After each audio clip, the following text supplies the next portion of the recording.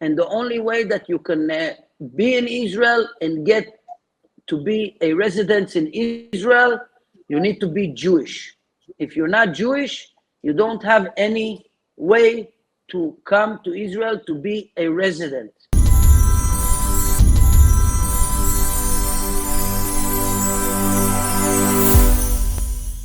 Guys, I welcome you live on SBTV Africa. My name is DJ Nyame. If you just chance on our channel, make sure you follow us on all social media. And this is SBTV Africa. Tap on subscribe, like, share, invite your friends to join us on SBTV Africa, the voice of the community.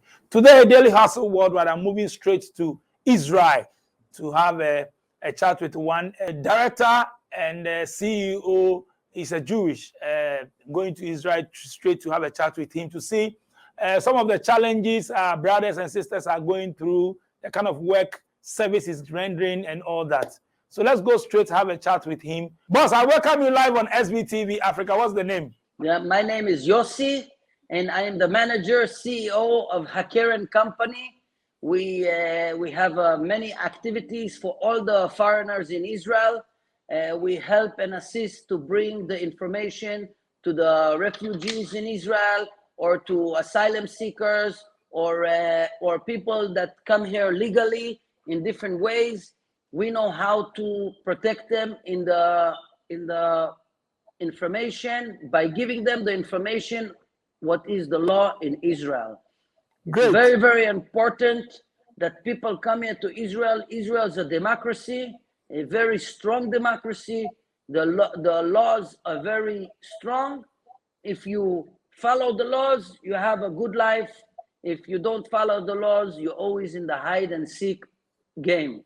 I know our brothers and sisters are in Israel, and most of them have either overstay, or some of them, they just got to Israel. That maybe they want permit, others too want to come there and all that. Brief us, quick one, brief us, how do you do it, and how long have you been doing this, and how many people have you helped? By the way, I just want to tell people, we don't bring people to Israel. Okay. This is one thing. We don't assist you to come to Israel. We don't promote coming to Israel. To come to Israel is very hard life. To work in Israel is not simple. Israel government does not want people to come to Israel to work. But by the law, since 1951, when Israel joined the Geneva Declaration, they need to, anybody that come to Israel that want to seek asylum, they give them the opportunity to seek asylum in Israel, but it's for a very period of time, difficult to stay, because once you're in Israel and you're following the regulations, then things change. And the regulation is not all the time giving you the opportunity to work with permit. And sometimes you work by different agencies or agents, and they don't really pay the people correctly, and a lot of people are having, it's very, very difficult. Even though you see people over here, they earn good money for a period of time. Afterwards, they need to chase their social benefits, and after that, their visa is finished. And if they get sick, it's very hard to maintain their health issues. And then the kids, some people have kids, and they think that by having kids, they will be legal. And then they have a big fight in the court to keep the kids over here and all that. So if you people are watching us from Africa and you want to come to Israel, I'm telling you now, it's difficult. And to work in Israel, it's difficult, because Israel is a very small state, small country, and we have this is a Jewish state, and the only way that you can be in Israel and get to be a resident in Israel, you need to be Jewish. If you're not Jewish, you don't have any way to come to Israel to be a resident. Okay, this is very important. But once the people are already here, so every time people come to me with all the complaints, with all the problems, with all their legal issues, with all their social issues, and thank God, God give me the grace as a Jew. We are we are mandated that since we were in exile in Egypt, we were mandated that if you see somebody that's not Jewish, you need to hand your hand out to help, to give them support until a certain extent. Okay?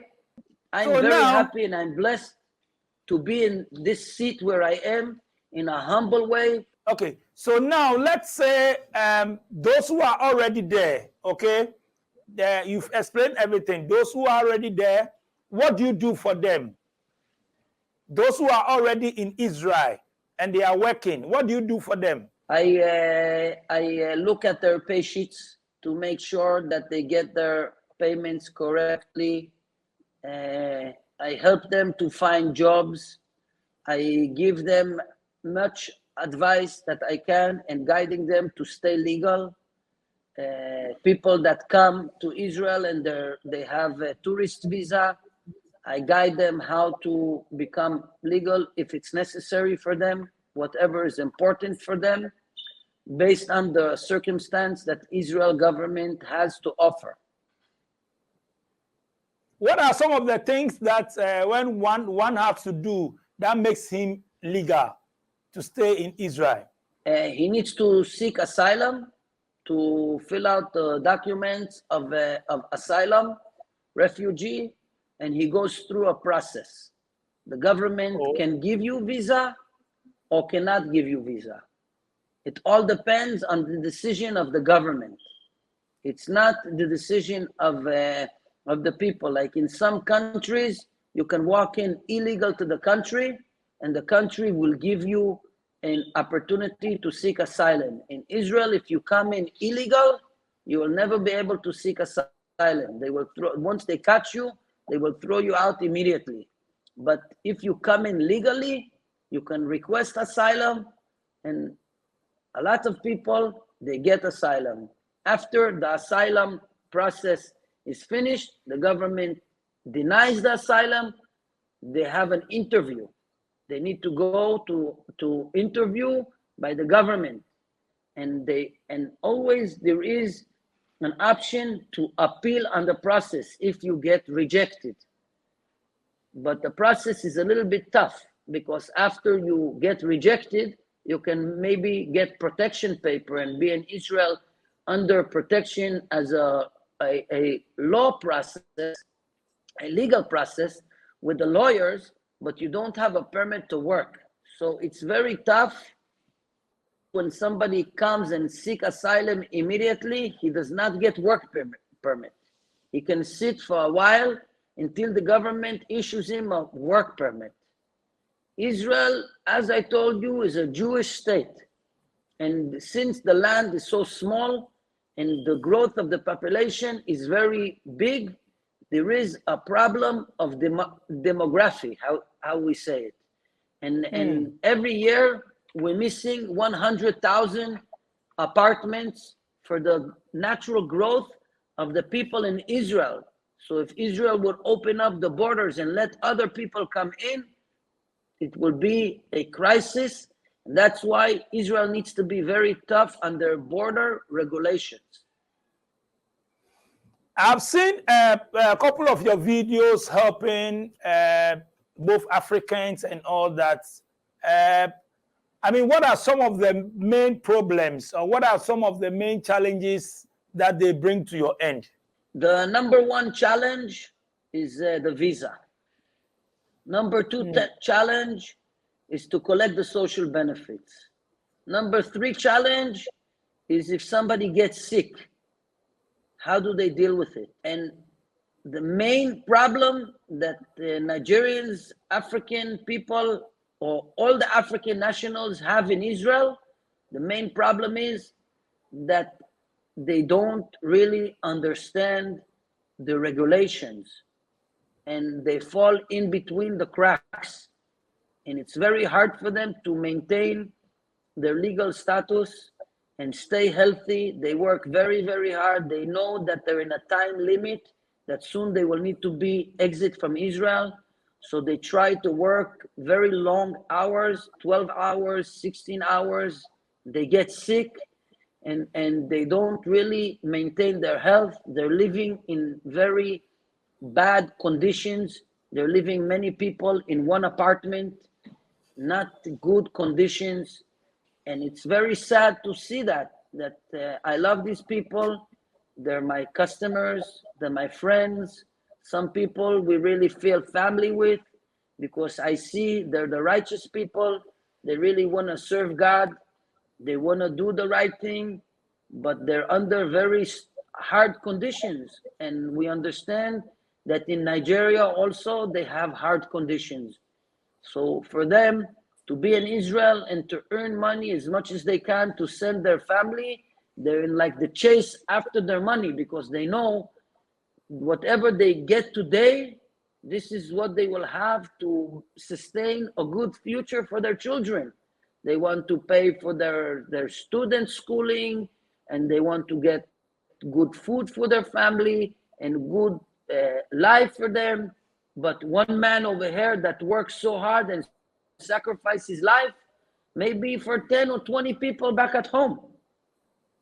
So that's why when I see these people, it's touched my heart so much, and I see anything I can do in my power to help. Another problem the people have, that since they're so eager to get a solution for their problems, they go to the wrong lawyers, and the lawyers take advantage. They see them in front of their eyes and they don't care. They look on the money, and they're hurting a lot of people. And that's one thing that I speak about, the main thing that I speak in the media all the time. I'm telling the people, before you go to a lawyer, it's like in your life, it's like going to a surgeon. You're going to a doctor. God forbid you have cancer. You're not going to go to one doctor to tell him and take his opinion. You're going to go to 2 doctors or 3 doctors to get the opinion, to feel comfortable with your solution, because one knife can create you a big problem and one knife can give you a great solution. And this is what I really see, that people are going to wrong advice. And since God, thank God, since I'm speaking so much on the social media and I'm talking about these problems, people trust me and they come to us, and I guide them to get a good service by the correct lawyers. And we really are able to make a very strong change of how service is being given in Israel. Okay, you mentioned of Nigeria. I'm calling you from Ghana. I'm a Ghanaian, but you mentioned of Nigeria. I want to know if you've worked with any Ghanaians too. Do Ghanaians come to you too as well? I work with Ghanaians. I work with Nigerians. I work with all the African nationals. Everybody that comes to Israel from South Africa, Kenya, Uganda, Ivory Dakota. I love those people. They come with the French accent. They're sweet people. All the people really, they're seeking to give some good life. They had some very hard life in Africa. Africa countries, we know that governments are very tough. And I don't know really the politics, and I don't want to go. And one of the Nigerian boys over here, that he's one of my great customers, he says that the Nigerian police is criminals. Politicians are criminals. I don't like to talk about people because I'm not there, and he's Nigerian. He can say what he wants to say, and it's free speech. And this is the way we like to give power to the people, so people have a chance to speak their hearts. But I'm not here on the political way. I'm here on the people. I'm here for the people. I'm connected with all the local church in the neighborhood. We sometimes we see very bad problems, And a lot of people that cannot take the pressure, they fall into drugs. And there is a great church, a pastor that has a nice place, and he takes the people in, and we're connected with all the social services. So thank God, we're really making an impact. How difficult it is to seek for an asylum? Let's say I come to Israel. Maybe my country, there is no war. Other African country, there is a war.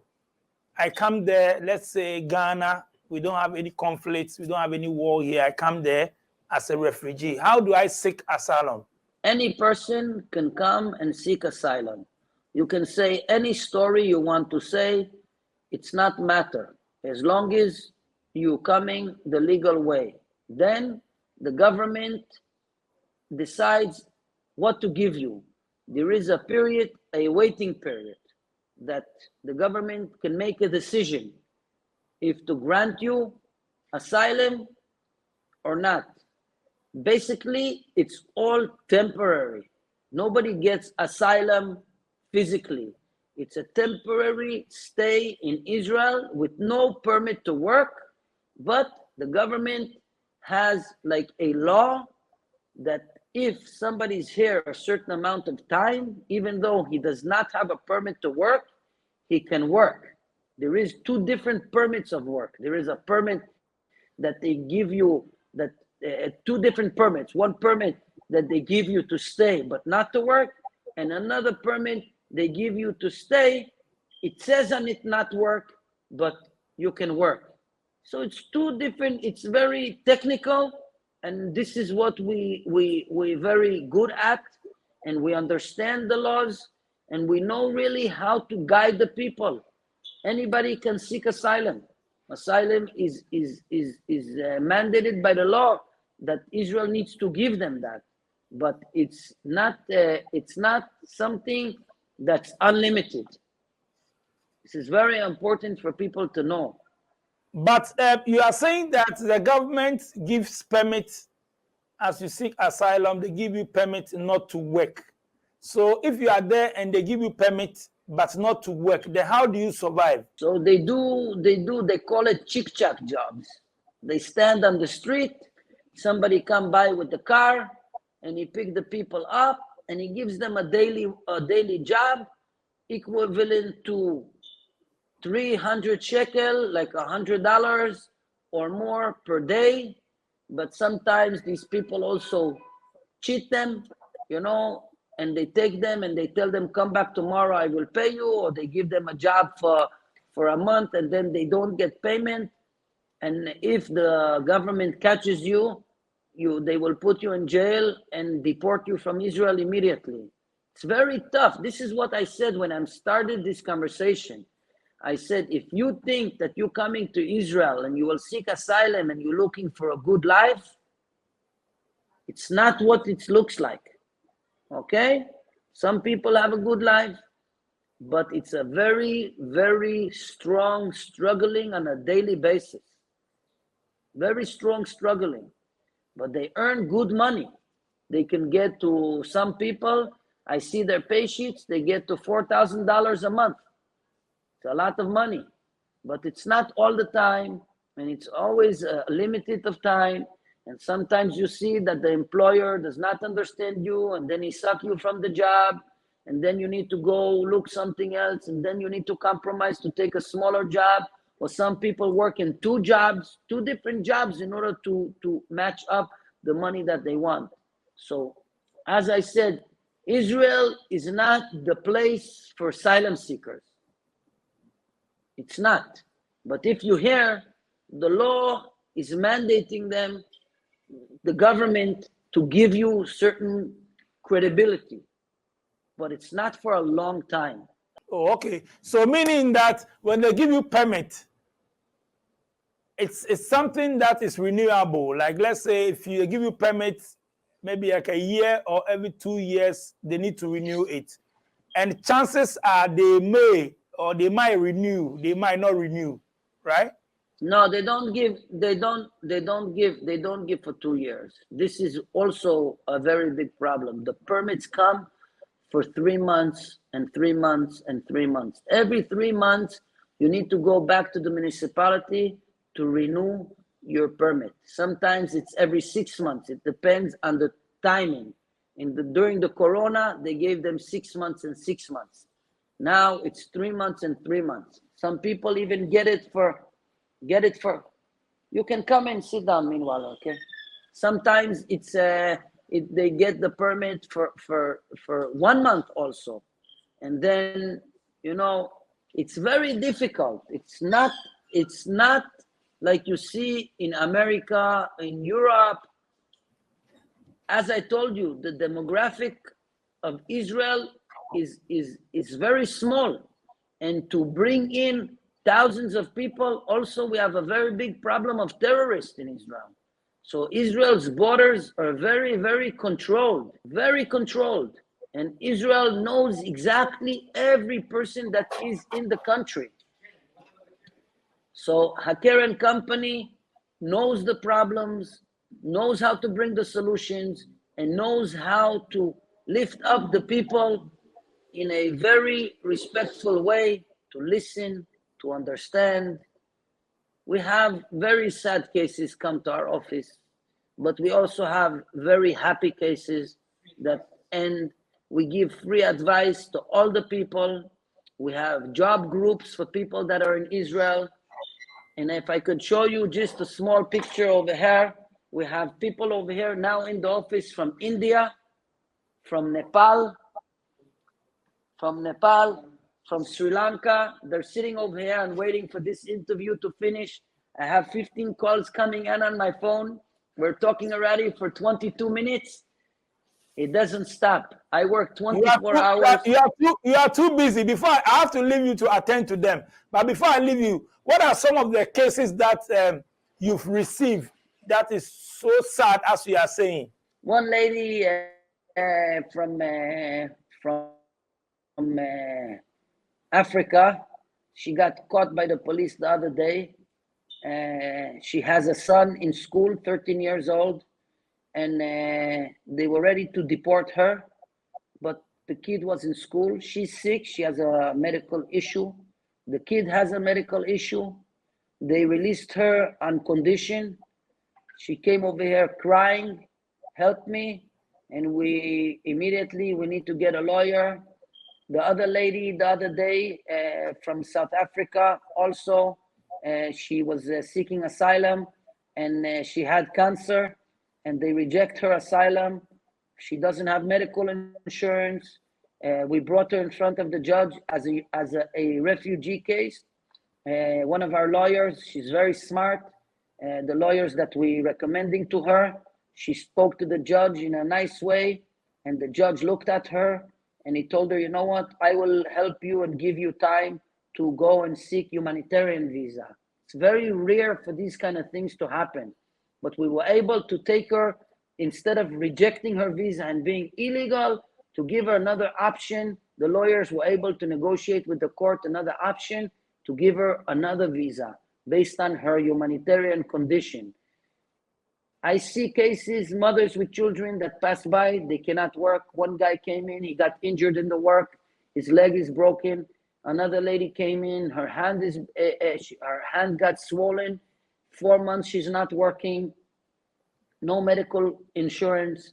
Thank God there is good doctors in different hospitals that have mercy and they take care of these people free. It can cost these people tens of thousands of dollars. They have no medical insurance. I see people getting sick, really sick. They cannot take care of themselves because they don't have medical insurance. Many people have blood pressure issues. They go to work many hours a day just because they want to send money to their loved ones. And they don't want to leave this opportunity to be in Israel, but they're making a big mistake. Because sometimes you need to learn how to cut and go back home and take care of your medical issue. There is a lot of mental cases that people from the pressure, they get depressed, they're on medication, very heavy medication, There is a lot of people that fall into drugs. I see everything. I see everything. I see people that they're being abused by their employer in a very bad way. But I'm here. I'm already understand the situation. And thank God for my company over here, the company that I'm managing over here. I'm the CEO over here. That we have a great love with a great mission. This is the company name, Hakeren Company. And we have Israel Foreign Workers Fund. what? Fund. Israel Foreign Workers Fund. Okay, Hakeren. Yeah. So before I leave you, you are saying that Israel is just a place to visit, but not a place to come and hustle. I don't think it's a place to come and hustle. Even though the African people that come here, they're doing great service in the restaurants. We love their work. I think they're adding a lot in the environment of the urban environment. When they work in our restaurants, they're creating major value, because sometimes with the Palestinians that are working in restaurants, sometimes they cannot come to work because of their issues. When there is terrorist attacks, we close the borders, and then the restaurants, they suffer. So I think that there is also an interest of the government to have these people over here in asylum. That's why they don't reject them immediately. I think we need them, but it's not a fun ride. Why am I being so negative and not giving you a positive picture? Because I want to reflect some reality. Sometimes people have a positive issue. It's okay. But a lot of times people have a negative issue.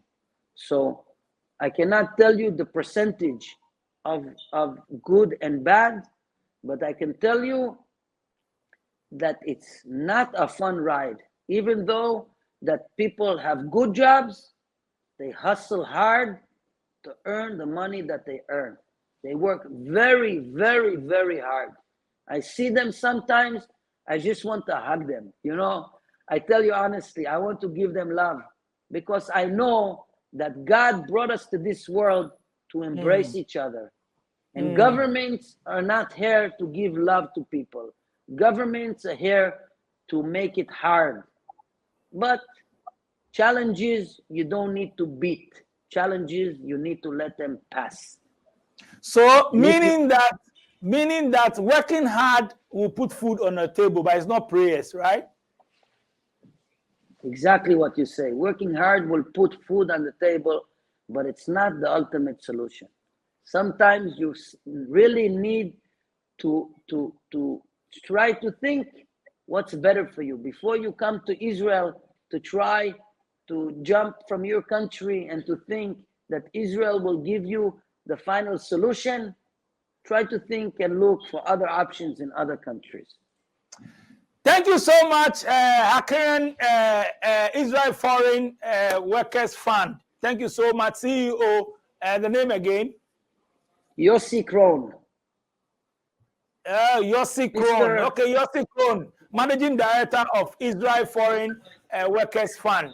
Thank you so much for coming on my show straight from Israel. Thank you, guys. Thank you so much for talking to us. Guys, thank you so much for watching. You've heard it all straight from Israel, from the Israel Foreign Workers Fund CEO. That's the Managing Director. My name is DJ Nyame. I just brought you this update to know what's happening in Israel. So those in Israel too, you know already. If you're facing any difficulties, any problem, you can just contact him as well so that he can help you out.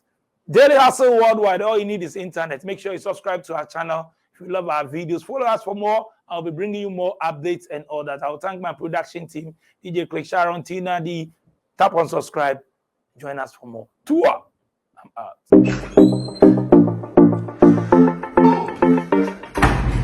Hi there. My name is Calibos, the only boss with one S. Happy New Month to all of you. Welcome to a month of new possibilities. Do you know why life has been made so easy? It's because of Tap Tap Send. People, Tap Send is here to make your life easy if you want to transfer money to Ghana. If you want to transfer from USA, if you want to transfer from UK, Europe, Canada, a lot of places all to Ghana. And guess what? When it comes to Ghana, there's no e-levy charge. So, what are you waiting for? Download Tap Send on Google Play Store and App Store and be ready for exciting offers coming your way each time, every time on Tap Send.